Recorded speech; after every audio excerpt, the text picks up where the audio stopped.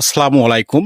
আজকে আমি যে ভিডিওটি নিয়ে আসছি, এই ভিডিওটি আমাদের বাংলাদেশের প্রত্যেকটা ছেলেমেয়ের জন্য, প্রত্যেকটা সন্তানের জন্য এই ভিডিওটি। তাদের উদ্দেশ্য করে মূলত আজকে এই ভিডিওটি আমি তৈরি করতেছি।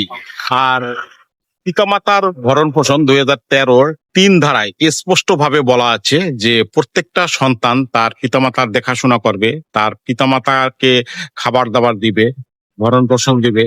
তার পিতামাতা যদি আলাদা থাকতে চায় সেক্ষেত্রে তাকে আলাদা রেখেও খাবার-দাবার এবং দেখাশোনা করবে, ভরণ-পোষণ দিবে। আর যদি যৌথ ফ্যামিলি হয়, যৌথ ফ্যামিলি হলে সবাই একসাথে বসে এটা আলাপ আলোচনা করে তারপরে পিতামাতার ভরণ-পোষণ দিতে হবে, পিতামাতার খাবার-দাবার দিতে হবে। আর যদি পিতামাতা আহ আলাদা বা আর পিতামাতার ইচ্ছার বিরুদ্ধে তাকে আহ বৃদ্ধাশ্রমে পাঠানো যাবে না বা বৃদ্ধাশ্রমে রাখা যাবে না।